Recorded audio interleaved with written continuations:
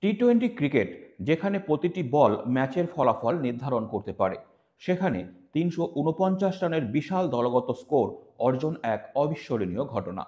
সৈয়দ মুশতাক আলী ট্রফির এবারের আসরে বড়দা যা করে দেখিয়েছে তা শুধু ঘরোয়া ক্রিকেটে নয়, আন্তর্জাতিক ক্রিকেটের ইতিহাসেও একটি নতুন মাইলফলক। ২০২৪ সালের ৫ই ডিসেম্বর সিকিমের বিপক্ষে বড়দার এক ইনিংস ক্রিকেট বিশ্বকে রীতিমতো তাক লাগিয়ে দিয়েছে। তাদের এই অর্জন শুধু স্কোরবোর্ডেই নয়, বরং ক্রিকেটের ইতিহাসের পাতা রাঙিয়ে দিল। সিকিমের বিপক্ষে ম্যাচে বড়দার শক্তিশালী ব্যাটিং লাইনআপ যেন তাণ্ডব চালিয়েছে। ভানু পানিয়া, বিষ্ণু সোলাঙ্কি, অভিমন্যু সিং রাজপুত এবং শিবালিক শর্মা সবাই মিলে এমন একটি দলীয় ইনিংস গড়েছেন যা ইতিহাস সৃষ্টি করেছে। ভানু পানিয়া এই ম্যাচে দলের মূল চালিকা শক্তি ছিলেন। ৫১ বলে ১৩৪ রানের অপরাজিত ইনিংস খেলে তিনি দেখিয়েছেন কেন তাকে বড়দার ব্যাটিং পাওয়ার হাউস বলা হয়।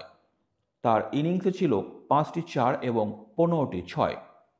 মাত্র ৪২ বলে ১৭ রান পূর্ণ করে তিনি রেকর্ড বইয়ের একটি আলাদা অধ্যায় তৈরি করেছেন।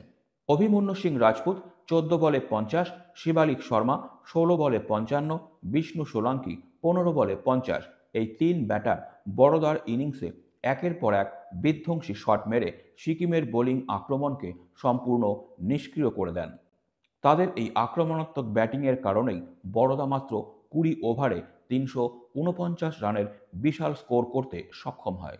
টি-টোয়েন্টি ফরম্যাটে এর আগে দলগত সর্বোচ্চ স্কোরের রেকর্ড ছিল জিম্বাবুয়ে, যারা গাম্বিয়ার বিপক্ষে ৩৪৪ রান করেছিল।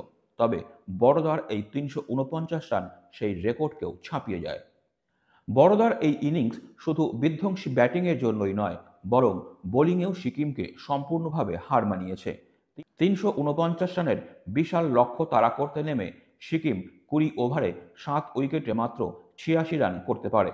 বড়দার অধিনায়ক কুনাল পান্ডিয়া নিজে ব্যাট হাতে না নামলেও বল হাতে ৪ ওভারে ৮ রান দিয়ে একটি উইকেট নিয়ে দলের জয় সুনিশ্চিত করেন। বড়দার ব্যাটারদের আক্রমণাত্মক মানসিকতা এবং শটের বৈচিত্র্য সিকিমের বোলারদের বিপক্ষে কার্যকর প্রমাণিত হয়।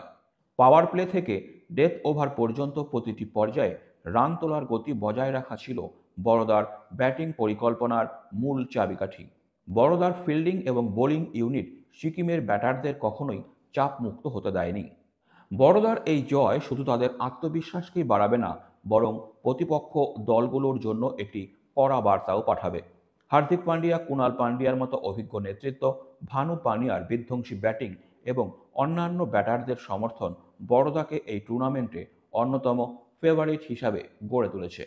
বড়দার এই রেকর্ড টি-টোয়েন্টি ক্রিকেটের উন্নয়ন এবং প্রতিযোগিতার গভীরতাকে তুলে ধরেছে।